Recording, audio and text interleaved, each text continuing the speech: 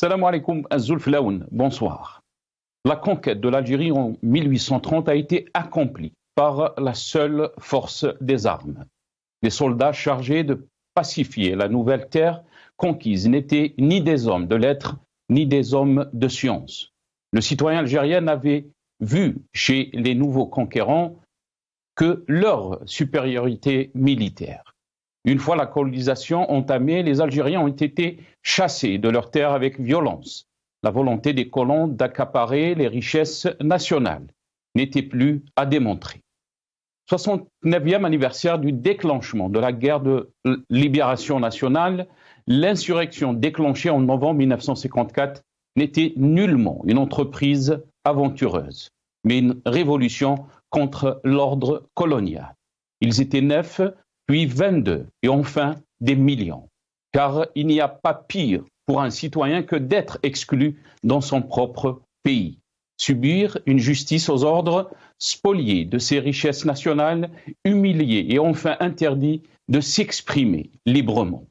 Alors que l'Algérien était tout au long de l'histoire un contestataire, que ce soit sous le joug de l'étranger ou sous le régime autoritaire de ses frères. Du coup, l'injustice et la spoliation des richesses nationales sous domination coloniale ont facilité la mobilisation des Algériens pour reconquérir leur liberté et construire leur avenir. La restauration de l'État algérien démocratique et social était l'objectif qui définissait la perspective ouverte par l'appel de novembre 1954. La révolution algérienne entendait ainsi remettre l'Algérie dans le sens de l'histoire en consacrant le respect de toutes les libertés fondamentales, sans distinction de race et de confession. Cet objectif a été traduit en un projet historique de fondation d'un État moderne, prémuni de toute dérive militaire, monarchique ou théocratique, lors du congrès de la Soumam le 20 août 1956. Un État consacrant la primauté du politique sur le militaire et de l'intérieur sur l'extérieur. Le syndrome colonial agissant cette construction s'est soldé par l'échec historique qu'incarne le système militaire et de l'exercice du pouvoir qu'il a instauré. La militarisation du système de l'exercice du pouvoir a mis le peuple algérien hors circuit politique. Dangereusement, l'Algérie s'est retrouvée dépourvue de toute possibilité de produire sa propre histoire. 69 ans après le déclenchement de la guerre de libération nationale, aujourd'hui encore, nous subissons la négation du politique, ou tout au moins la réfutation de son autonomie. La légitimité historique jumelée à la mythologie du vrai au faux FLN continue d'être la base de la gouvernance pour la redistribution des richesses du pays, sous une justice dont l'indépendance est à conquérir. Des fleuves de sang ont coulé, des milliers de rêves ont été brisés, des terres ont été brûlées. La mémoire des martyrs de la révolution et l'idéal démocratique porté par Novembre et la Soumam ont été trahis. L'Algérie a été livrée à l'orgue de l'anti-Algérie, incarnée par un régime militaire hostile à tout ce qui était inscrit dans le projet historique de nos illustres aînés. Ainsi, les hommes aux commandes du pays ont pour la plupart montré leurs limites. Ils en conservent des réflexes qui n'ont plus cours dans l'Algérie d'aujourd'hui, dans la majorité de la population avide de liberté à moins de 30 ans. Malheureusement, pour eux, ces décideurs n'avaient pas mesuré l'ampleur du rejet qu'ils provoquent au sein de la population. Ils le découvrent à leurs dépens un certain 22 février, mais pas que. Le peuple l'entend, souffle, douleur des luttes au sommet du système, ne se prête plus au jeu de la violence, même si sa colère est à fleur de peau. Il veut être l'acteur principal dans la construction de l'Algérie nouvelle. Rabbi yarham nos valeureux shuhada.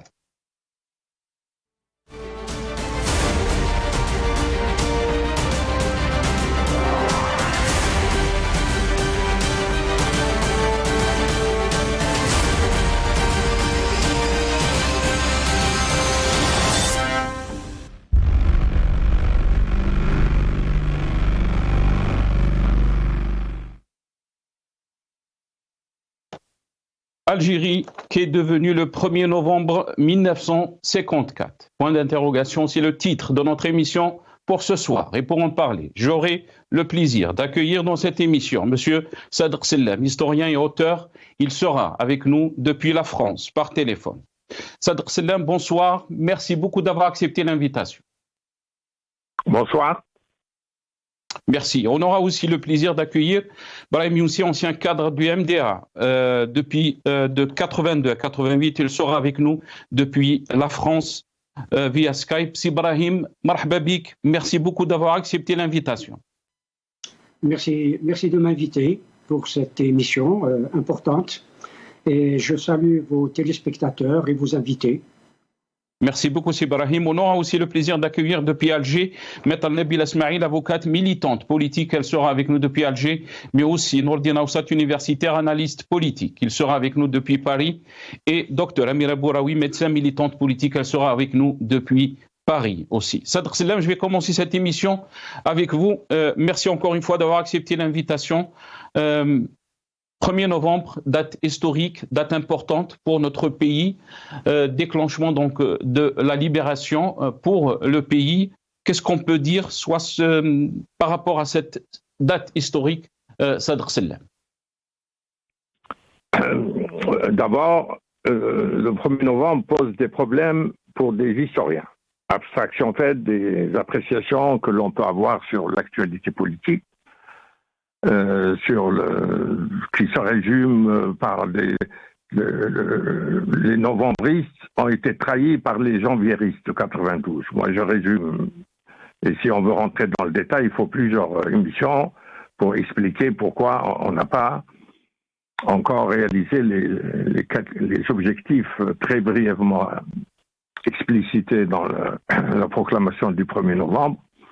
Mais pour l'histoire, le 1er novembre, c'est l'aboutissement de 30 ans de militantisme et d'éducation politique pour faire partager l'idée nationale moderne par le plus grand nombre. Mais il reste des divergences d'explication du 1er novembre, notamment pour la création du CRUA. Nous avions un texte unique, c'est celui de Mohamed Bouviaf dans Jarida, et on s'est aperçu que c'est une version un peu tronquée et incomplète. Mohamed Bouviaf a été chargé de réunir les 22. On se pose la question pourquoi il n'y a eu que 22. Et pourquoi, par exemple, l'Oranie n'était pas représentée. Ensuite, on a l'idée de création du CREA. Pendant des années, on nous a dit que c'est une troisième force pour régler la crise du MTLD entre messagistes et centralistes. Mais nous avons un texte de quelqu'un qui s'est tué pendant très longtemps et dont la vie est très intéressante, c'est Abdelhamid Mahri, dans la présentation du livre de Issa Kshida, qui était un ami de Boudiaf, membre de l'OS. Mahri nous apprend que l'idée de création du CREA date du début 52, avant même la crise au sein du MTLD. Parce qu'il y avait un courant qui était pour la lutte armée et qui voulait passer à l'acte sans attendre les élus de la mairie de Paris, les centralistes qui se sont habitués à une vie un peu bourgeoise. Et il y a aussi le récit de Bakhada qui explique pourquoi les centralistes qui contestent le point de vue de Boudiaf, et Boudiaf c'est vraiment l'exemple même de l'utilisation d'un novembriste par des janvieristes anti-novembristes.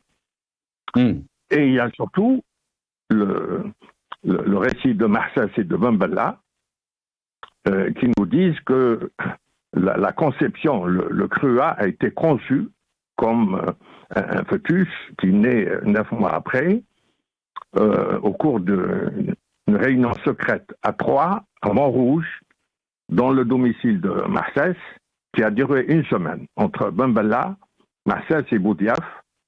Et Marsès et Ben Bella s'étaient évadés de prison donc en mai 1952. Et ils sont restés quelques mois dans la clandestinité où les centralistes les appelaient les terroristes. C'est ce qui fait qu'ils n'allaient plus à la rue de Chartres, au siège du parti. Et ils ont pu être exfiltrés en France par une branche de l'OS dirigée par Didouche Mourad, que le parti voulait exclure et que Ben Bella a maintenu. Et donc, l'idée de Crua, elle date de cette rencontre en 53, rencontre par pur hasard. Ils ont tracé le plan qui allait être mis en œuvre le 1er novembre. Et Boudiaf a été chargé d'aller réunir ce qu'on appellera les 22, uniquement parce qu'il n'était pas recherché par la police. Et dans son récit à lui, évidemment, on comprend qu'il veut dire qu'il est le père de toute la révolution, alors que Ben Bella, à la fin de sa vie, les gens sont venus lui rendre visite, et quand est rentré Safi Boudissa, il dit c'est lui le père du 1er novembre. Pourquoi? Parce que Safi Boudissa était venu assister au procès de Ben Bella et de Marsès, au tribunal de Blida, mais il s'est bagarré avec un commissaire de police et il s'est retrouvé derrière les barreaux. Et comme il était de Blida, c'est lui qui a trouvé les familles de militants qui leur amenaient un couscous tous les vendredis, et ils ont pu introduire la lime à l'intérieur du couscous qui a permis de scier les barreaux. Et Ben Bella résume en disant que c'est grâce à lui. Et Marsès a déclaré avant sa mort la révolution, c'est Ben Bella et moi. Donc, même, on n'a pas encore mis de l'ordre dans ces récits divergents, parfois contradictoires. Et pourquoi, pourquoi d'après vous, 69 ans après, pourquoi donc cette histoire n'est pas aussi claire que le pensent que les Algériens d'après vous? Pourquoi? Parce qu'on a un déficit d'études historiques et on a parfois une histoire idéologisée où on n'a pas encore. Si je compare par exemple à la trentaine d'émissions sur la révolution égyptienne, qui est une série très importante qui s'appelle Milfet Sirriya. Et la révolution égyptienne a connu des drames. Avant même, vous avez des assassinats, 1949, et des emprisonnements, etc. Ils en parlent avec, les acteurs eux-mêmes parlent avec une grande sérénité, avec un recul. Et avec le concours d'historiens et de journalistes d'investigation des télévisions égyptiennes. En Algérie, nous n'avons pas encore l'équivalent. Nous avons encore des récits très subjectifs et il n'y a pas de coopération suffisamment avancée entre les acteurs qui dont un des derniers vient de mourir, c'est le colonel Hassan de la Wilaya 4, dans la fondation qu'il a créée pour la mémoire, et il a eu très peu de coopération avec les universitaires. Au début, c'était un manque de moyens. Les universitaires ont travaillé pour lui, ils n'avaient pas de quoi leur payer les photocopies. Donc, ils sont restés chez eux. Et nous avions, par exemple, quelqu'un comme Marie aurait pu écrire plusieurs volumes. Moi, j'ai eu plusieurs séances avec lui. En sortant de chez lui, je me dis pourquoi les journalistes algériens et les profs ne vont pas l'interroger. Une seule... Mais est-ce que la question qui s'impose aussi, Sadr Sellam, est-ce qu'il y a une volonté des autorités algériennes à mettre la lumière, à faire la lumière donc sur cette histoire? Les autorités, ça dépend qui. On avait le préposé à la mémoire là qui vient d'être faire valoir ses droits à la retraite, mais l'histoire de l'Algérie, c'est l'histoire de tous les Algériens. C'est pas celle des bureaucraties qui sont au pouvoir. Et donc, si on attend le feu vert des autorités, moi je vais vous citer un exemple. J'ai été invité à un colloque sur Malek Nabi qui a dû avoir lieu au Salon du Livre il y a quelques jours. J'ai pas voulu y aller. Pourquoi ? Parce que l'expérience montre qu'un colloque organisé par un ordre ministériel n'est jamais un colloque intéressant. Parce qu'on a le prestige de quelqu'un comme Ben Nabi qu'on veut utiliser pour faire oublier les turpitudes et les échecs d'un pouvoir en place. Et sur un pouvoir politique, l'histoire doit être, c'est vrai en France aussi, toute cette agitation sur la mémoire, on a vu ce que ça a donné. Il y a eu beaucoup d'usages électoraux, beaucoup de narcissisme, beaucoup de règlements de compte, mais l'histoire n'a pas avancé. Et la preuve qu'elle n'a pas avancé, c'est les erreurs grossières contenues dans ce dictionnaire de la guerre d'Algérie de 1700 pages, qui est farci d'erreurs.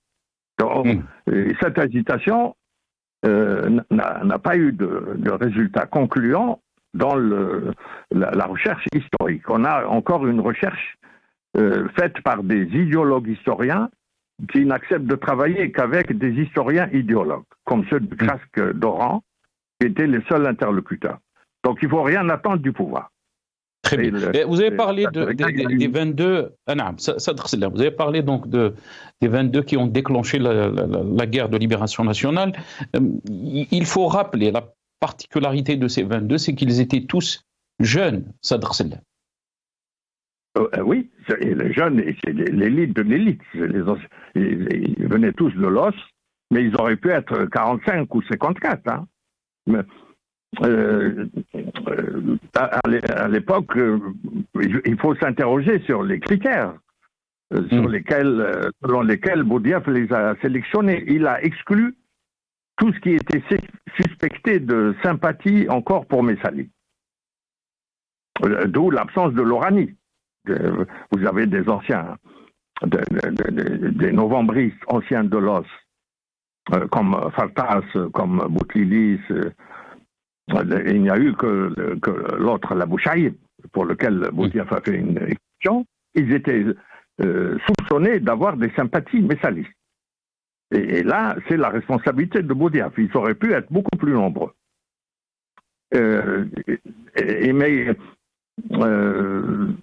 Ensuite, il y a eu, si vous voulez, Boudiaf, il était très actif dans la Mitidjal jusqu'à Blida. Et il avait, en dehors des 22, il y avait une centaine de combattants qui étaient prêts à participer au 1er novembre. Mais ils ont été dissuadés par l'Ahwal à Blida. C'est ce qui fait que les opérations de l'Algérois, de Boufarik, de Blida n'ont pas réussi parce qu'à 48 heures près, ils se sont désistés.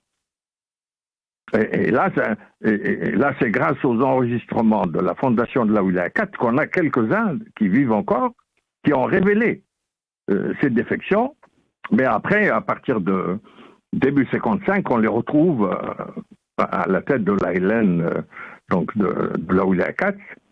Et ces exemples montrent qu'il y a des pans entiers de cette tranche chronologique de quelques mois qui sont peu connus.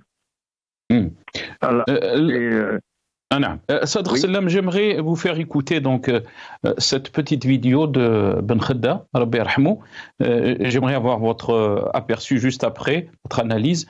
On va revenir sur cette déclaration du 1er novembre. Bien sûr, le but, c'était l'indépendance nationale, la restauration de l'État algérien souverain, démocratique et social dans le cadre des principes islamiques, le respect de toutes les libertés fondamentales sans distinction des races et de confession, assainissement politique par la remise du mouvement national révolutionnaire dans sa véritable voie et par l'anéantissement de tous les vestiges de corruption et de réformisme, cause de notre régression actuelle. Rassemblement et organisation de toutes les énergies saines du peuple algérien pour la liquidation du système coloniale.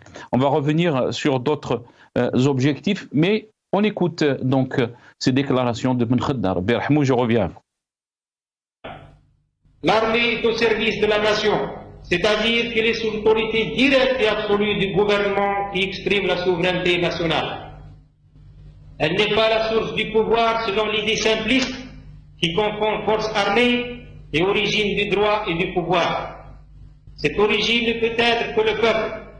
C'est là un principe de base de notre révolution et de toute démocratie. Comment peut-on lire donc ces déclarations de Youssef Ben Khaddar Birahmou? Il parle de l'armée, il parle qu'elle est au service du peuple. Qu'est-ce qui a fait que donc on a dévié cette déclaration donc du 1er novembre d'après vous? Si je me souviens bien, elle a été faite à Blida après le retour. Mais Ben Khaddar venait de dissoudre l'état-major le 30 juin et de lancer un mandat d'arrêt entre les membres de l'état-major.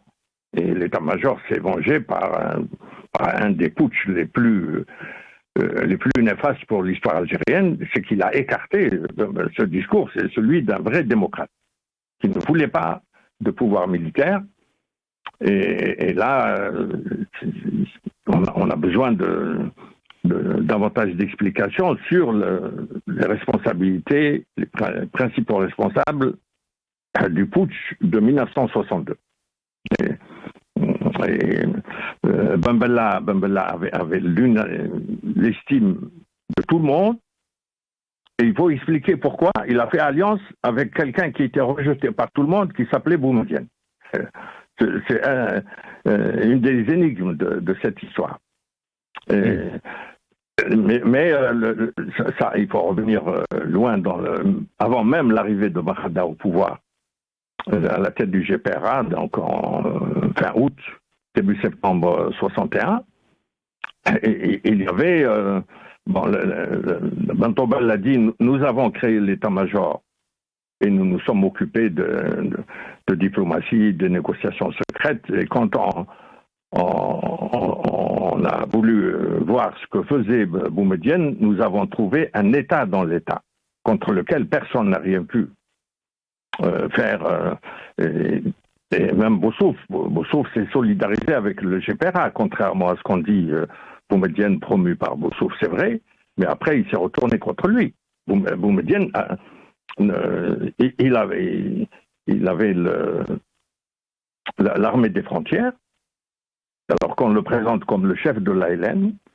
Il faut se souvenir que quand il s'est opposé à l'ouverture de la première conférence d'Évian, le 20 mai 61, il a eu un aveu, il a dit « Donnez-moi le temps de consolider mon autorité sur les wilayas de l'intérieur ». Il a avoué que les wilayas de l'intérieur ne le reconnaissaient pas.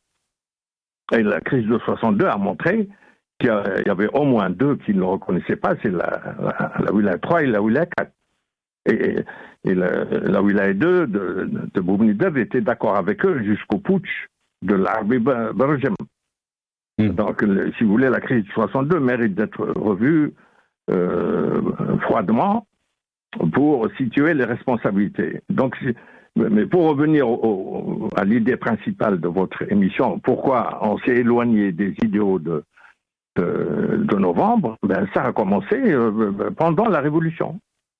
Boumedienne lui-même, qui n'était pas innocent, a dit dans un de ses discours « Dans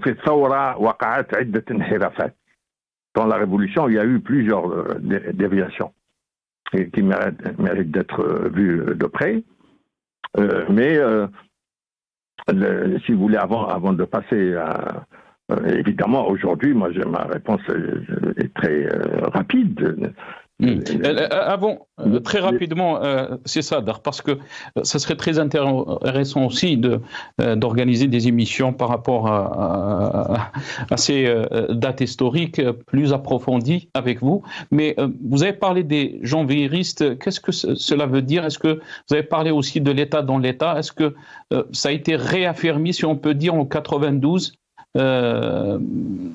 cette approche, d'après vous?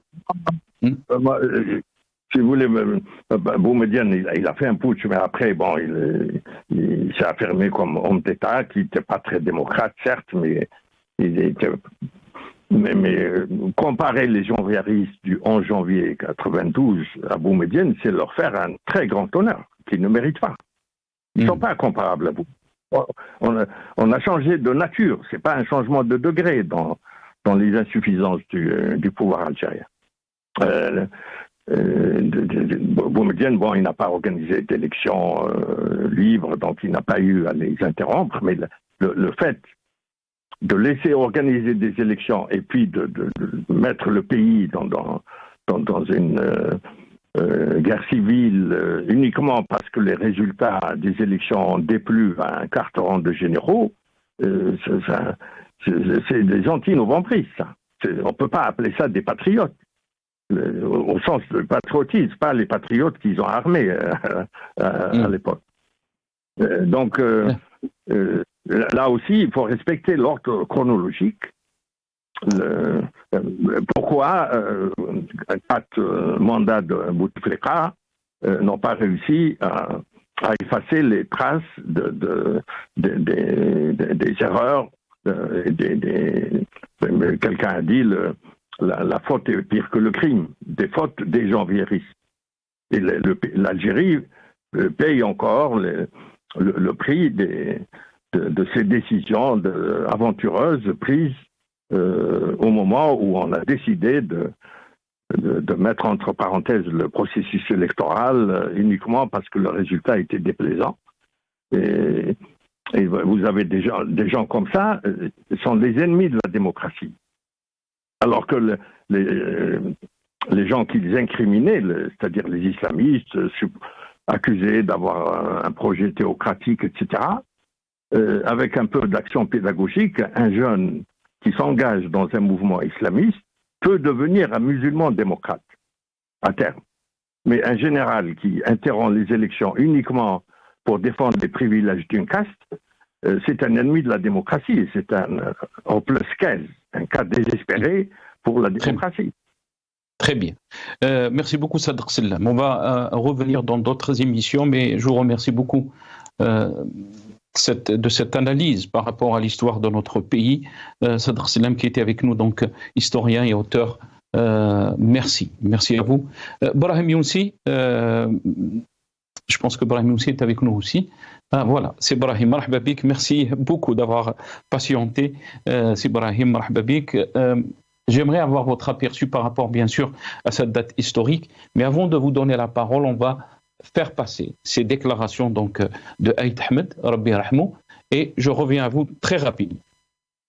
الجزائر حصلت على استقلالها وإنما ما شيدتش الدولة المنتظرة، الدولة التي وعدنا بها الشعب الجزائر أول نوفمبر 54 عندما نادينا الشعب للكفاح التحريري ووضحنا الأهداف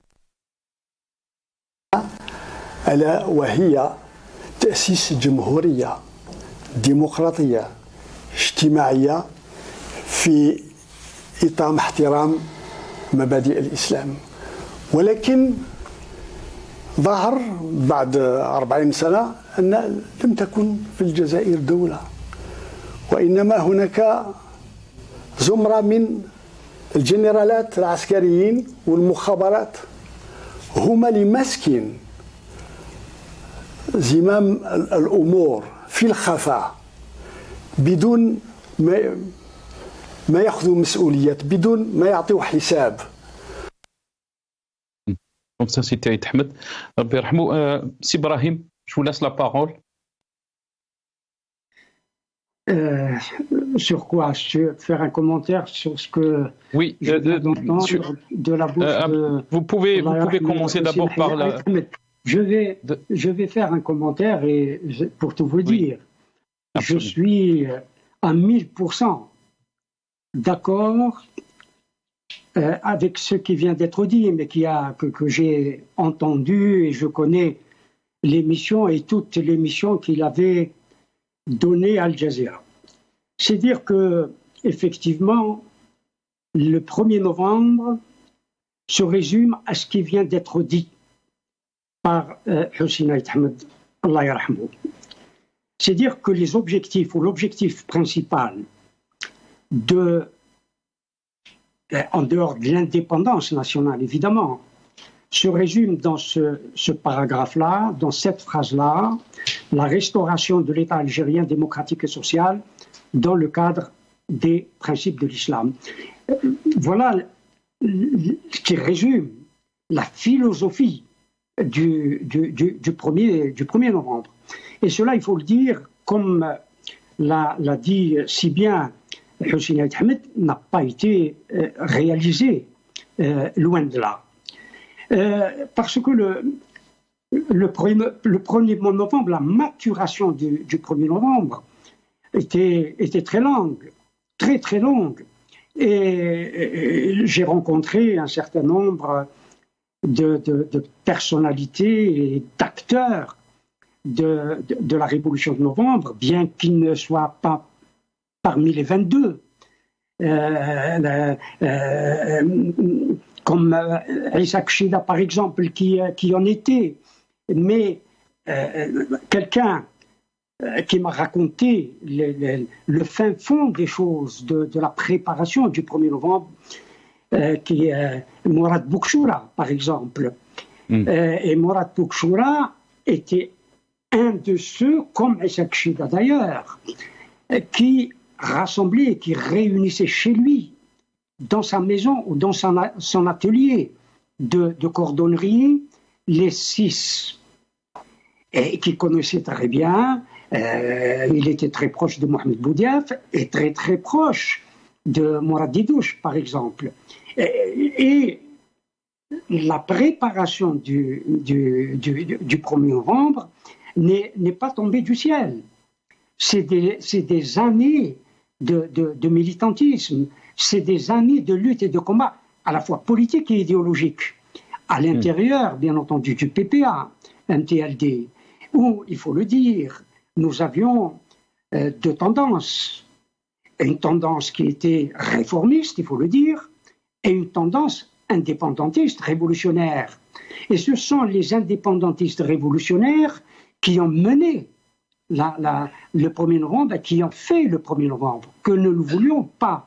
Les réformistes étaient restés en marge et continuaient à exercer un certain nombre de fonctions politiques et autres dans le système colonial. Il y a un parti politique, l'UDMA pour ne pas le citer, qui a participé aux élections cantonales d'avril 1955, par exemple. Il y en a d'autres qui étaient dans les administrations coloniales. C'est dire que ce 1er novembre, effectivement, qu'il faut absolument, j'allais dire, épurer, et pour certains, un bloc monolithique, comme si tout le monde était favorable au 1er novembre. Tout le monde n'était pas favorable au 1er novembre, hélas. Et puis, pour parler du 1er novembre, et vous avez parlé de 1830, de la colonisation, et qu'est-ce qu'il y avait et qu'est-ce qui se passait avant le 1830? Quels sont les facteurs fondamentaux qui ont mené d'abord à la colonisation? Et depuis 1830, et de 1830 à 1954, qu'est-ce qui s'est passé? Il s'est passé beaucoup de choses avant que le 1er novembre n'éclate la révolution de libération. Et puis, nous parlons très souvent de la nation, ce qui est vrai. Quand vous lisez la proclamation de novembre 1954, le mot nation n'apparaît pas. C'est l'État. La restauration de l'État. On ne dit pas la restauration de la nation. La restauration de l'État algérien souverain, démocratique et social, dans le cadre des principes islamiques.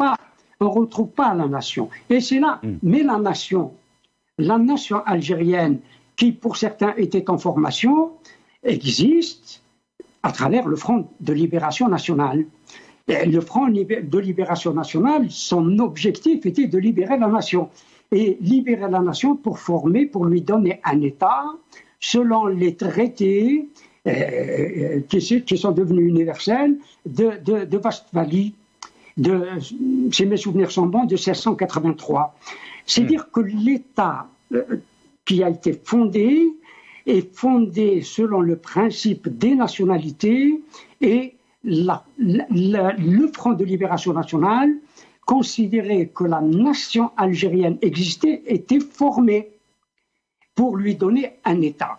Et sur cette base-là, que le 1er novembre a été déclaré, que le 1er novembre, une guerre de libération nationale a été déclenchée à ce moment-là.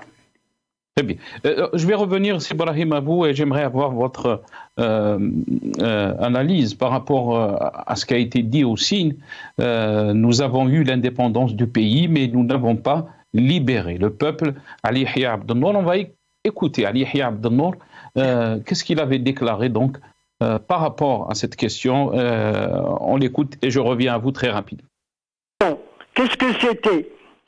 C'est non seulement l'indépendance physique du territoire de l'Algérie, c'est premièrement que la souveraineté du peuple algérien, et que la souveraineté du peuple algérien, c'est élire ses représentants politiques à tous les niveaux, du maire jusqu'au président de la République par des élections libres et entachées de toute atteinte truquée aux choses. Or, la souveraineté du peuple a été confisquée par le système politique. Deuxièmement, l'Algérien ou l'Algérienne doivent être des citoyens et non pas des sujets comme sous le système colonial. Or, nous sommes restés des sujets. La vision d'Ahmed, c'était avec conviction, détermination, construire une Algérie démocratique, basée, la démocratie, elle est basée sur deux qualificatifs. Premièrement, la liberté, deuxièmement, la justice. Il n'y a pas de liberté sans justice, comme il n'y a pas de justice sans la liberté. C'était Maître Ali Yahya Abdel-Nour, Rabbi yarhamou. Ibrahim, je vais revenir à vous et j'aimerais avoir ce que vous en pensez par rapport à ce que vous avez écouté. Avant de vous donner la parole, on a été rejoint par Dr Amira Bouraoui, elle est médecin, militante politique.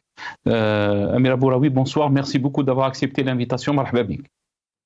Bonsoir et merci infiniment de m'avoir invité. Bonsoir à tous vos auditeurs et vos invités. Merci beaucoup Amira. Amira Bouraoui, qu'est-ce que vous pouvez nous dire par rapport donc à cette date historique? On a juste entendu donc les déclarations, des anciennes déclarations donc de Maître Ali Yahya Abdel-Nour parler sur la liberté, la justice, mais aussi nous avons eu l'indépendance du pays, mais nous n'avons pas libéré le peuple.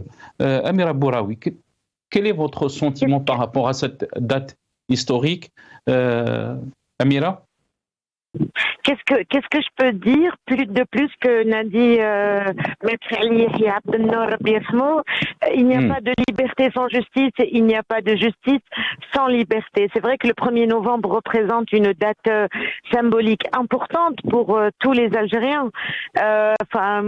Pour moi, le 1er novembre, c'est l'indépendance, c'est l'Algérie libre, c'est les Algériens libres et tous libres d'être ce qu'ils veulent être.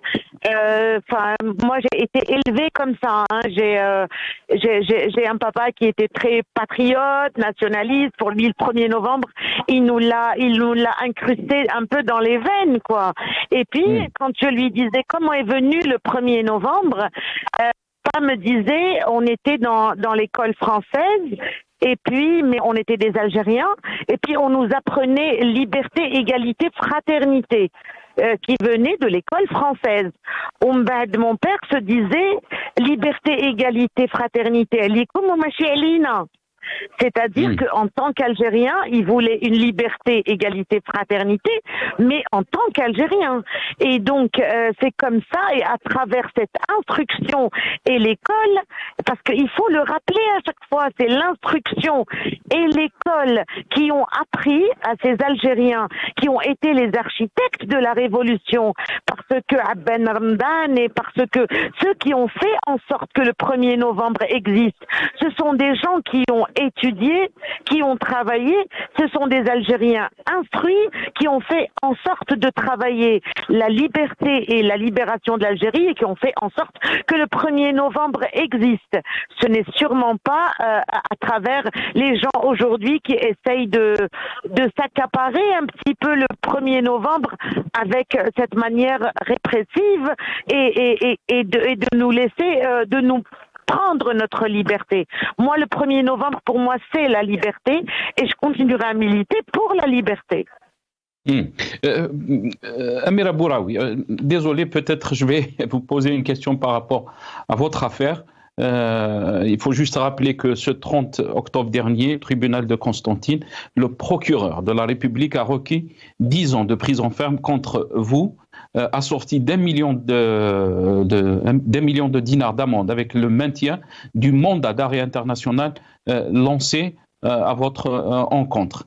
Donc, mais aussi, on parle de la condamnation du pafiste, mais aussi du journaliste Mustafa Benjema, le chauffeur Jamel Miassi, le dénommé Yassine Ben Taïeb, et votre maman à 3 ans de prison ferme.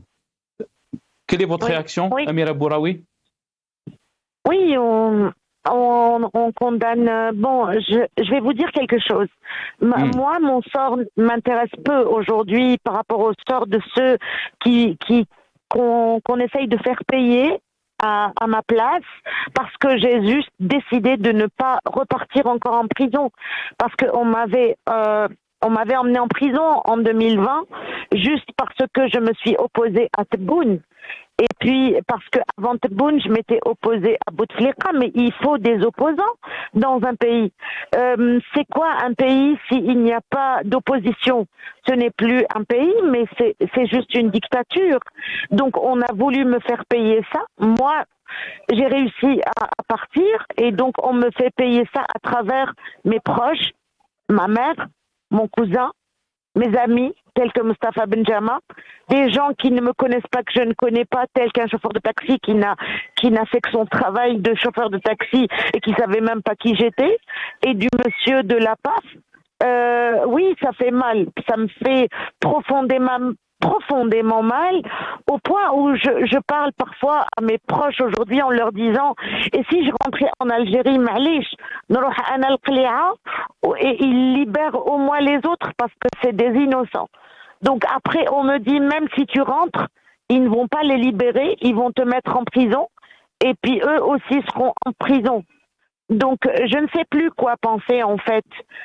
Moi j'ai pas milité pour gagner de l'argent ou parce que moi j'ai milité pour des idéaux, pour un pays que j'aime, tel que mon père m'a appris à l'aimer, pour une terre que j'aime, où je suis née, où j'ai grandi. J'aime profondément l'Algérie. Et puis, je pensais qu'on pouvait être libre et dire ce qu'on pense.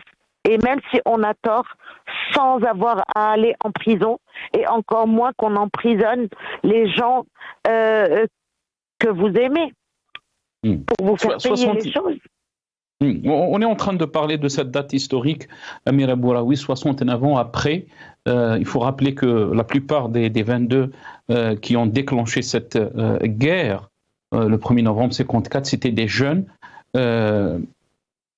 Quel sentiment vous avez aujourd'hui? Alors, quel sentiment j'ai? Écoutez, moi, je suis contente à chaque 1er novembre, à chaque 5 juillet. Je suis algérienne aussi et très algérienne. Donc, pour moi, c'est une fête, le 1er novembre et le 5 juillet. Et puis, je me rappelle monsieur Bourgaha qui me disait, on s'est battu pour libérer ce pays. Et il me disait, Monsieur Bourga'a, à chaque fois qu'il m'appelait, que ce soit en 2014, quand je me suis opposée à Bouteflika, ou en 2019, ou كان يقول لي بنتي حنايا حررنا البلاد بصح ما كناش بزاف قاريين بصح درنا جيل نتوما قريتوا وتقدروا تحرروا البلاد بطريقة أخرى. Donc je suis contente que de génération en génération, l'Algérie se libère à chaque fois un peu plus. Voilà ce que j'en pense. Merci beaucoup Amira Bouraoui. Merci beaucoup d'avoir participé dans cette émission. Amira Bouraoui, médecin militante politique. Vous étiez avec nous depuis Paris par téléphone. Brahim Younsi, je vais revenir à vous. J'aimerais avoir votre aperçu par rapport à ce qu'a déclaré aussi Ali Yahya Abdel-Nour Rabbi yarhamou. Mais on va revenir sur certaines déclarations. On parle d'une jeunesse qui a déclenché cette guerre.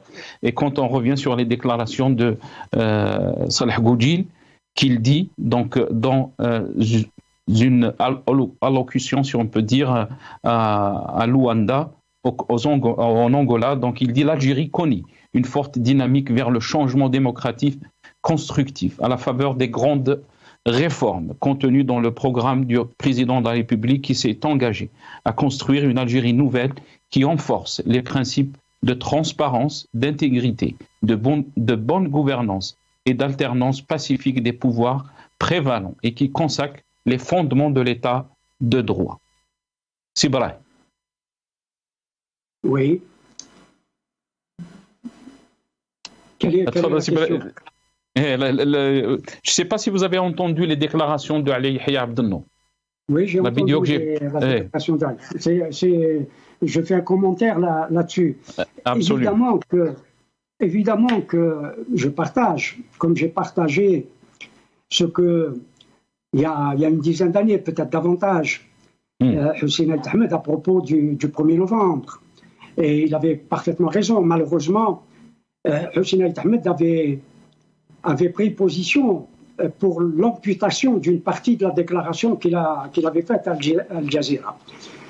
Ceci étant dit, Ali Yahya Abdel-Nour a parfaitement raison de dire qu'il fallait effectivement démocratiser les institutions algériennes, parce que la liberté, c'est beaucoup de choses.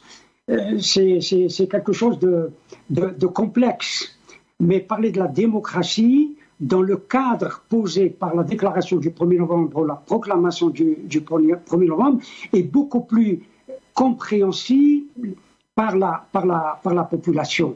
Les libertés, il y a bien sûr les libertés démocratiques et le MTLD, parce que la novembre 1954 n'est pas une révolution spontanée, elle a une filiation qui remonte à au moins 1920.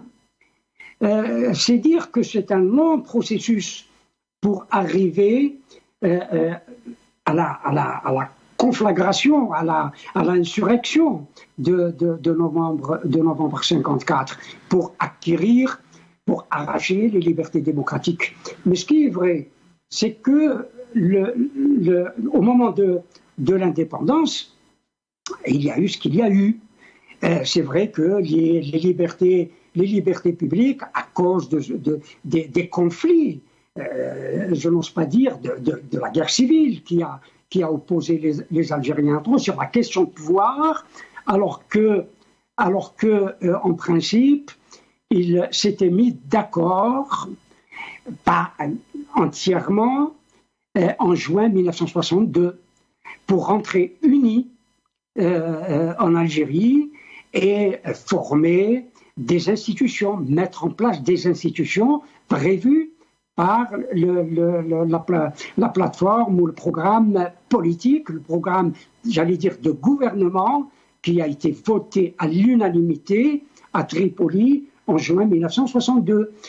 C'est dire que la confusion qu'il y a eu en juin 62, les rivalités qu'il y a eu en juin 62, chacun avait son compte à soi, et cela a donné que l'on soit contre ou pour la dissolution d'une certaine manière de l'état-major général à Tunis et de la condamnation également de l'état-major de Boumediene, Qaïd Ahmed et Menjli. Moi, je crois le 30 juin, c'est-à-dire la veille du référendum d'autodétermination en Algérie, je crois sincèrement, et je le dis parce que je le pense, je crois que c'était une faute politique. Cela a créé la division. Cela n'a pas été, même Farhat Abbas a condamné la dissolution de l'état-major général. Il faut dire les choses telles qu'elles sont. C'était mettre de l'huile sur le feu. Et effectivement, on a mis de l'huile sur le feu. L'état-major, il faut le dire, avait donné sa démission en 1961, qui a été refusée. C'est dire qu'il y avait là des jeux malsains. C'est une vérité, une réalité. Chacun avait son propre jeu. Les uns et les autres se préparaient à prendre le pouvoir, et les Algériens ont connu les divisions qu'ils ont malheureusement connues dès la proclamation de l'indépendance. Et comment donc on s'est éloigné de cette déclaration du 1er novembre, d'après vous, Brahim Younsi, et bien sûr on a vu l'installation de ce système militaire qui dure jusqu'à maintenant, Brahim Younsi. Oui, bien évidemment, il y a un pouvoir, là-dessus je ne peux qu'être d'accord avec vous, parce que c'est la force qui a prévalu. C'est la force qui a prévalu. On a voté, on s'est mis d'accord sur un programme de gouvernement, celui de Tripoli, et puis on allait se mettre d'accord sur la formation d'un bureau politique, et ce bureau politique, après bien sûr des heures, des divisions, etc., a été formé, et puis nous sommes de nouveau combattus entre nous, et les deux Algéries, si je puis dire, sont devenus irréconciliables ou inconciliables jusqu'à aujourd'hui. Nous sommes encore dans cette division, alors qu'il faut passer au-delà de ce qui s'est passé. Bien sûr, c'est le pouvoir militaire qui, pour moi, est instauré depuis le 19 juin 1965, parce qu'il faut aussi regarder les textes qui étaient votés, les textes qui étaient écrits, que le pouvoir de Ben Bella, il faut le dire, quelles que soient les fautes qu'il a pu commettre et qu'il a commises, bien sûr que l'homme n'est pas infaillible. Évidemment que Ben Bella a commis des erreurs, voire des fautes. Mais néanmoins, à l'intérieur même du système ou du pouvoir qui était le sien, et un pouvoir qui n'était pas un pouvoir de dictateur ou d'autocrate, il faut le dire, la preuve en était. Il militait et il essayait de séparer, et cela, il a essayé de le faire, et beaucoup en sont encore témoins, de séparer le pouvoir politique du pouvoir militaire et de mettre le pouvoir militaire sous l'autorité du politique. Il n'y est pas arrivé, évidemment. Et pourtant, c'est la raison pour laquelle il a été renversé. Et pourtant, peut-être que beaucoup d'historiens vous diront qu'il était du mauvais côté quand il y avait ce coup d'État contre le GPRA. Bon, moi je ne parle pas de coup d'État du GPRA parce que le président du GPRA lui-même, et vous pouvez consulter le journal officiel, vous pouvez relire les déclarations de Ben Youssef El-Khedda, il dit « J'ai transmis mes pouvoirs. J'ai transmis mes pouvoirs au bureau politique. » Et bien entendu, et oui, c'est ça la vérité, les textes existent. On va essayer de revenir, c'est Brahim, on va essayer de consacrer un peu plus de temps. Je sais que c'est une question qui vous tient à cœur. Vous faisiez partie aussi, vous étiez cadre donc, du MDA. On va revenir sur ce que vit l'Algérie maintenant, 69 ans après donc, cette date historique. comment peut-on analyser la situation? Est-ce que c'est toujours le même régime, c'est toujours le même système qui a fait dévier donc le parcours de notre pays et aller dans ce sens donc de ce système, si on peut dire, militaire à la tête de l'État. Qu'est-ce qu'on peut dire, c'est Brahim? Je pense qu'on a été rejoint par, je ne sais pas si Nordin Awsat est avec nous. Ah, Nordin Awsat est avec nous. Je vous laisse répondre, c'est Brahim. Je viens de le dire. Le système militaire, comme vous dites à juste titre, il s'est installé et a pris le pouvoir le 19 juin 1965. Auparavant, il y avait, et vous pouvez relire la charte d'Alger, c'était la primauté du politique sur le militaire.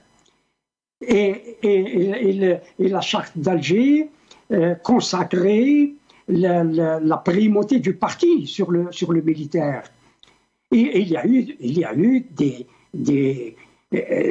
contradictions, des divisions, et puis, bien entendu, c'est au moment où le gouvernement en place, pour ne pas dire Ben Bella, qui commençait à nettoyer autour de lui. Bien sûr que les militaires se sont sentis visés par notamment la décision qui a été prise d'écarter Abdelaziz Bouteflika notamment, et il y avait d'autres personnalités qui avaient été écartées avant Abdelaziz Bouteflika.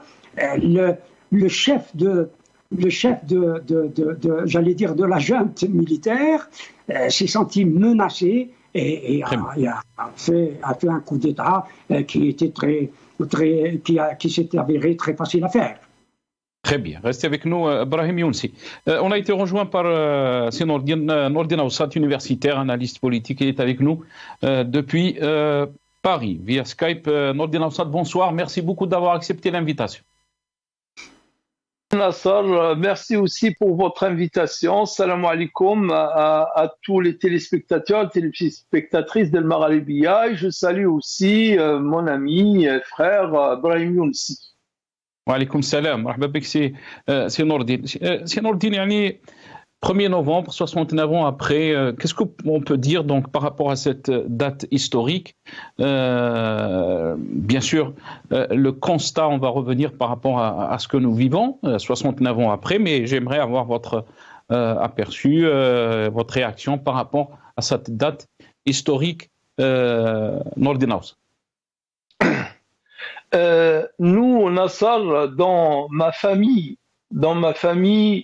on avait l'Aïd al-Kbir, l'Aïd al-Sghir, les deux grandes fêtes religieuses, et nous avons, je peux dire, au même titre, bien sûr, c'est pas ritualisé de la même manière, mais ritualisé néanmoins.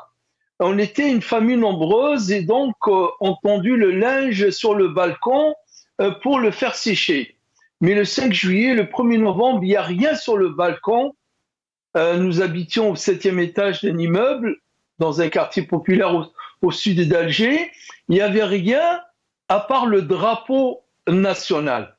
Le drapeau national, et nous n'étions pas la seule famille dans le quartier où le 1er novembre ou le 5 juillet, il y a un drapeau qui est tendu sur le balcon.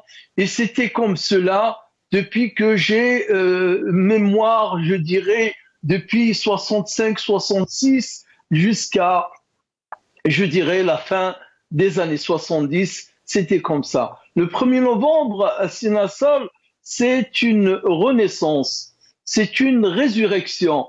C'est la seule, je dirais, c'est la seule fierté dont peut s'enorgueillir et se sentir fier un Algérien. Qu'est-ce que nous avons réalisé depuis 1830? Je ne vais pas remonter plus loin. Qu'est-ce que nous avons réalisé jusqu'à aujourd'hui, bien sûr, si ce n'est le déclenchement de cette guerre de libération dans des conditions qui étaient presque, je dirais, incroyables. Ça relève du miracle, Sinassar. la police française, les renseignements généraux, le travail psychologique sur la population, les conditions matérielles, les conditions économiques, les divisions au sein du tissu national algérien depuis des décennies travaillées par le colonialisme. Et malgré tout cela, des hommes sont arrivés à se mettre d'accord sur une plateforme, à se mettre d'accord sur un appel, à se mettre d'accord sur un projet et se mettre d'accord sur une date pour le déclenchement de cette révolution. Le 1er novembre, ils ont raison ceux qui parlent de Melhama, ce qui est une épopée. Les mots sont... On n'a pas assez de mots pour décrire cela quand on parle, bien entendu, de ce qu'était le 1er novembre, pas de ce qui est devenu le 1er novembre. Et je crois comprendre qu'on veut parler plutôt de ce qui est devenu le 1er novembre Absolument. 1954. C'est pour ça que... Absolument, c'est Nordine. La question, donc, elle est dans le titre et j'aimerais avoir donc votre réponse. Qu'est devenu le 1er novembre 54 on parle de 69 ans après donc cette date historique. Nordine House. Ce qui est devenu le 1er novembre, nous, pour moi, pour ma famille, le 1er novembre restera toujours dans notre mémoire. Mon oncle maternel et mon oncle paternel, le frère de mon grand-père et le frère de ma grand-mère, qui sont tous les deux des chouhadas, plus les autres cousins, c'est inscrit dans notre mémoire. Mais malheureusement, on reste fiers de ce qu'ils ont réalisé. On reste honoré de ce qu'ils ont réalisé, mais ceux qui sont venus après eux, malheureusement, n'ont pas été à la hauteur du dépôt, de l'amana, comme on dit, qu'ils ont reçu de la main de ces chouhadas. Nous avons laissé le système pourrir, nous avons laissé le système dévier, s'éloigner petit à petit des idéaux du 1er novembre jusqu'à ce que, disons-le clairement, une caste a pris le pouvoir et s'est mise à se comporter comme se comportait le colonialisme. Jacques Vergès qui le dit dans Lettre ouverte à des amis. Donc Jacques Vergès qui dit que vous avez pris la place de ces gens-là que vous avez chassés et vous vous êtes mis à vous conduire comme ils se conduisaient. Malheureusement, il reste pas grand-chose de ce 1er novembre et des réalisations qu'il escomptait faire, à savoir la souveraineté sociale, économique, politique. Elles sont où les valeurs de l'islam en Algérie? Elles sont où les valeurs de l'islam en Algérie? À part, bien entendu, dans les pratiques rituelles. Mais on les a trahis dès l'indépendance. Elles sont où même les valeurs de novembre? Oui, les valeurs de novembre, elles sont adossées aux valeurs de l'islam, Sénassar. L'Algérie, elle n'est pas musulmane depuis 1979 ou depuis je ne sais quand. Elle est musulmane depuis des siècles. Et c'est pour cette raison, vous parliez tout à l'heure, j'écoutais un peu les interventions. Donc le projet du mois de novembre, c'était la restauration. C'est pas l'instauration, c'était la restauration de l'État. Ce n'était pas l'instauration d'une nation. La nation, elle a son passé, elle a ses fondements, elle a ses origines, elle a ses valeurs, elle a ses principes et qui existent. Il manquait juste l'État qui vient couronner et qui vient conduire les affaires de cette nation qui malheureusement n'était pas celui qui était attendu et surtout n'était pas celui pour lequel les gens ont donné et payé le prix fort de leur vie, de leur sang. Qu'est-ce qui a fait, Nordine, d'après vous, donc, qu'on a dévié cette déclaration du 1er novembre 1954, qui était, si on peut dire, le cœur de cet État algérien. Qu'est-ce qui nous a fait? Vous avez parlé donc du système. Vous avez dit aussi, nous l'avons laissé faire.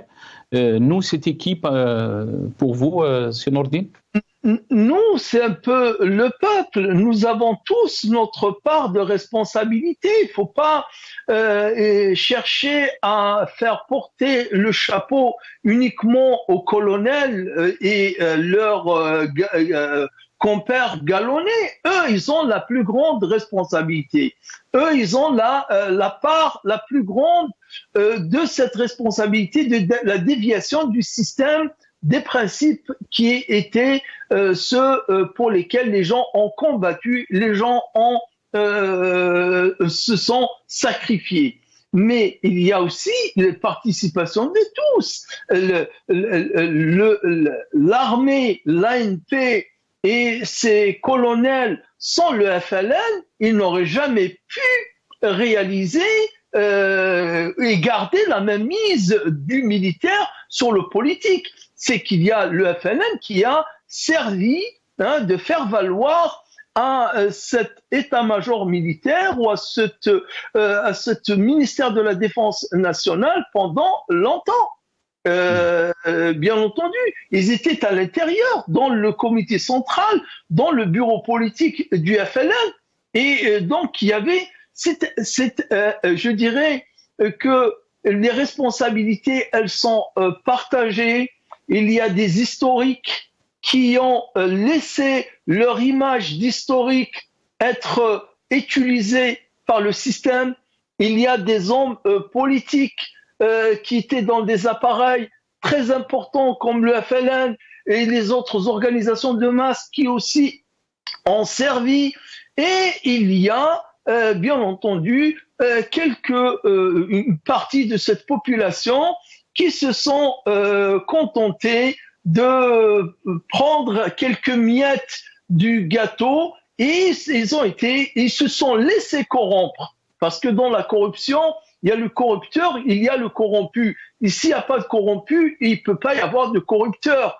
Et donc, le système, c'est ainsi que petit à petit, il y a cette grande masse de la clientèle de ce système qui s'est laissée emmener vers ce dévoiement par rapport à la trajectoire de 1er novembre 1954. Très bien, restez avec nous, Nordine Aoussat.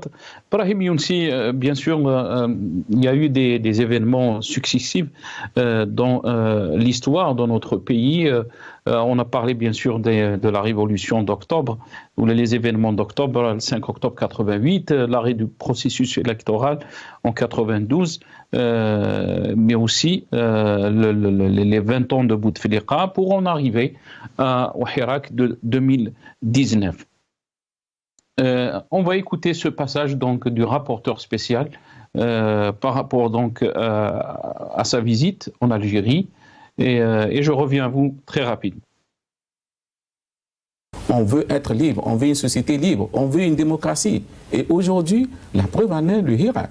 Le Hirak a commencé, c'est un mouvement qui a commencé quand même dans un système qui était encore très difficile, sans autorisation. Les gens sont allés dans la rue. Ça voudra dire quelque part que aujourd'hui, les Algériens disent on ne peut plus continuer à nous laisser hanter par notre passé et refuser d'avancer vers une société libre. C'est ce que j'ai répété aux autorités. J'ai dit il faut un courage politique parce que le peuple a démontré que voilà. Et la seule protection pour un pays, la garantie d'une souveraineté, la garantie aussi de la défense d'un État, c'est le peuple. Lorsque le peuple est uni, lorsque le peuple jouit de toutes ses libertés, le peuple a les gens sont à même de défendre défendant leur patrie.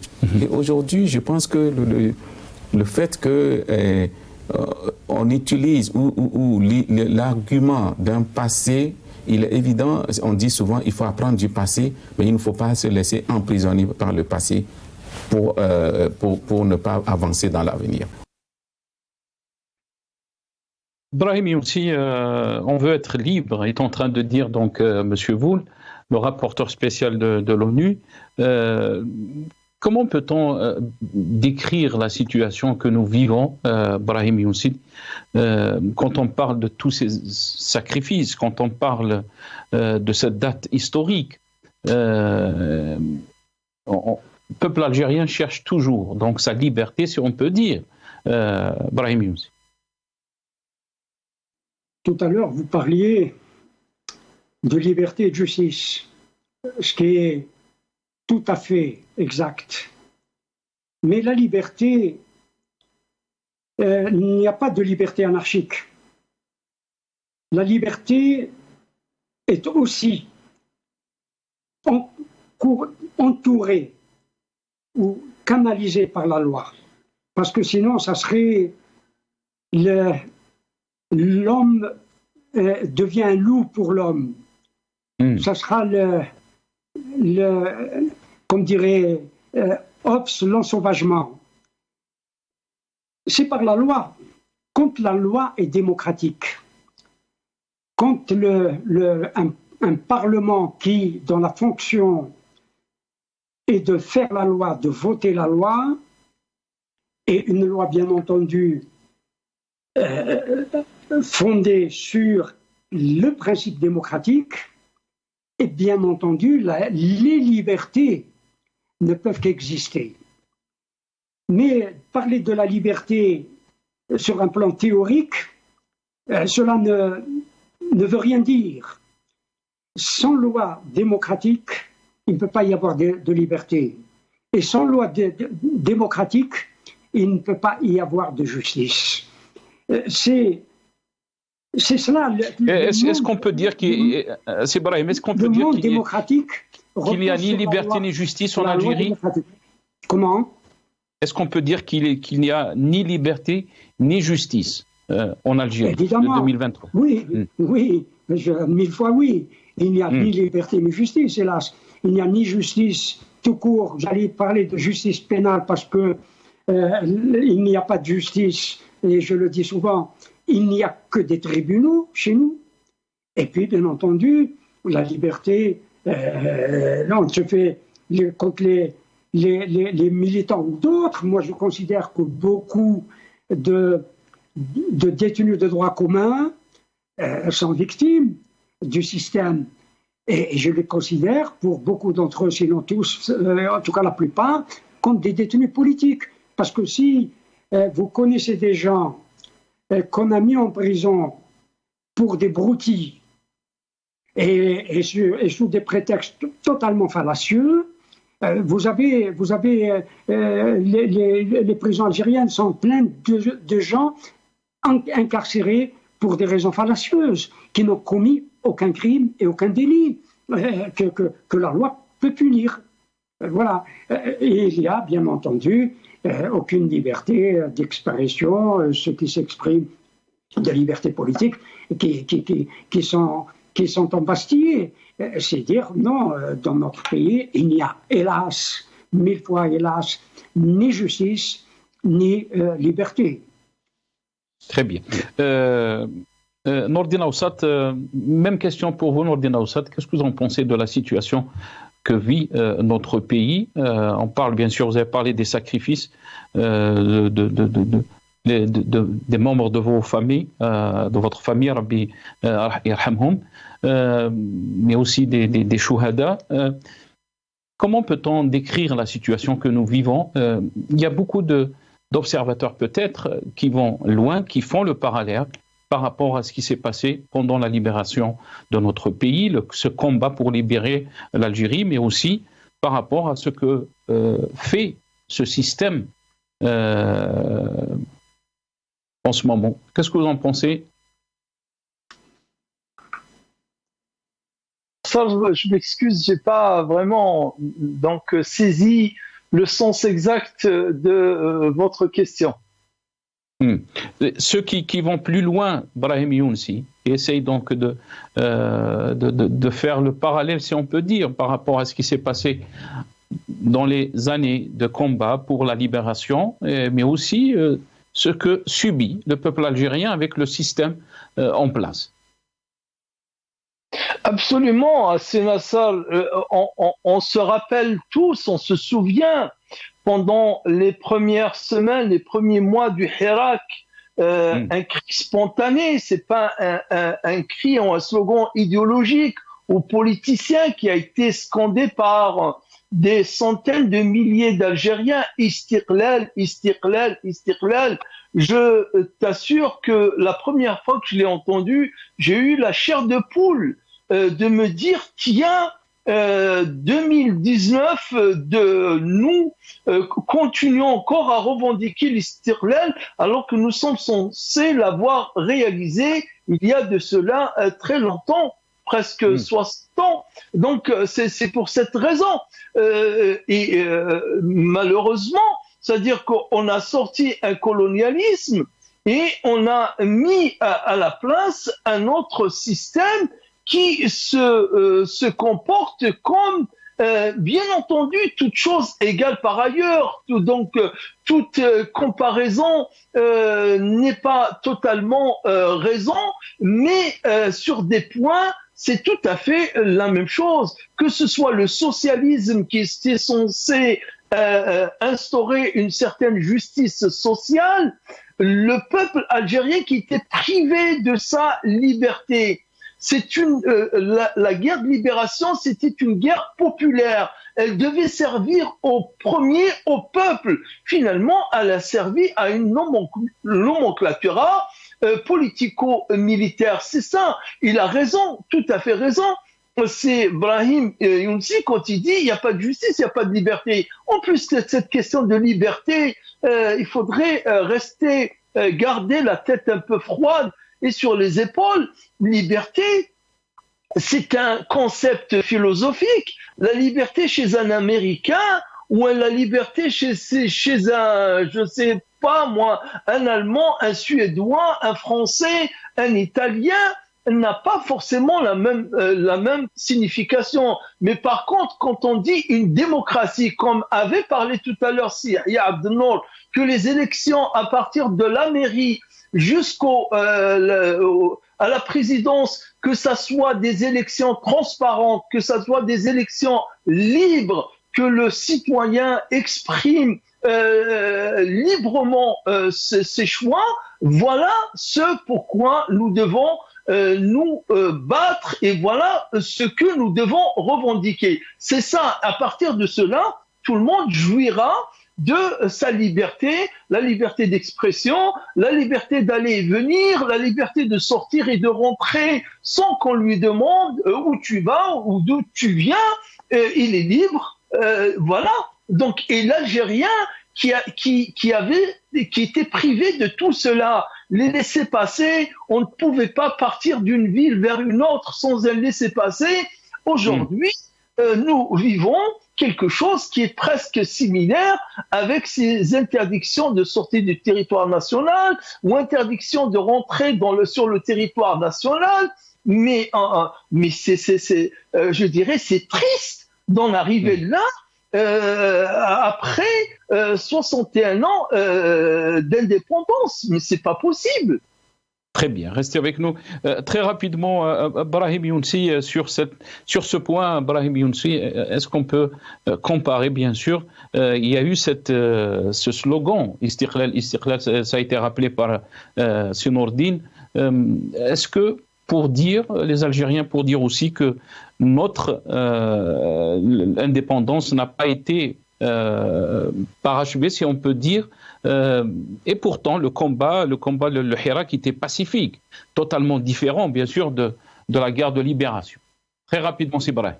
Non, on ne peut pas remettre en cause. Moi, je ne remets pas en cause l'indépendance. Je crois qu'il y a un parachèvement de l'indépendance dès lors que l'Algérie est une république démocratique et populaire et qui est tenue par des mains algériennes, mauvaises ou bonnes. Et malheureusement, les mains qui tiennent l'Algérie sont mauvaises. Mais la question qui se pose est celle de la démocratie, fondamentalement. Le peuple algérien retrouverait son indépendance, effectivement, si elle était accompagnée de la démocratie, d'une démocratie pluraliste, parce que jusqu'à maintenant, on n'a eu qu'une démocratie, j'allais dire, populaire, qui tient, il faut le dire, des États socialisants, des États socialistes, etc. Et nous connaissons les systèmes de type démocratie populaire. Ce que je voulais dire, c'est que on crée toujours, notamment sur la question de l'indépendance de l'Algérie, y compris sur le 1er novembre, et vous avez parlé beaucoup de déviations. Et les déviations, hélas, ont commencé dès les années 50. Il faut dire les choses telles qu'elles sont. Il y a eu beaucoup de déviations qui ont créé, qu'on le veuille ou non, et bien entendu après l'indépendance, qui ont créé des polarisations. On veut absolument polariser la société algérienne, alors qu'elle a besoin, plus que jamais, de se mettre d'accord sur les principes fondamentaux qui doivent constituer l'État algérien et la nation algérienne. Barakallahu fik, Brahim. Merci beaucoup à vous. Brahim Younsi, que je rappelle, vous êtes ancien cadre du MDA 82-88, vous étiez avec nous depuis Paris via Skype. Merci aussi à Sinourdine Aoussat, universitaire, analyste politique. Vous étiez avec nous depuis Paris via Skype. Je remercie aussi Sadr Selem qui était avec nous dans la première partie de cette émission, historien et auteur. Merci aussi à Dr Amira Bouraoui, médecin militante politique. Désolé, on n'a pas pu avoir Maître Nabil Ismail qui était prévu dans cette émission. Merci à vous, chers téléspectateurs, d'avoir suivi cette émission. Yartekoum Sah.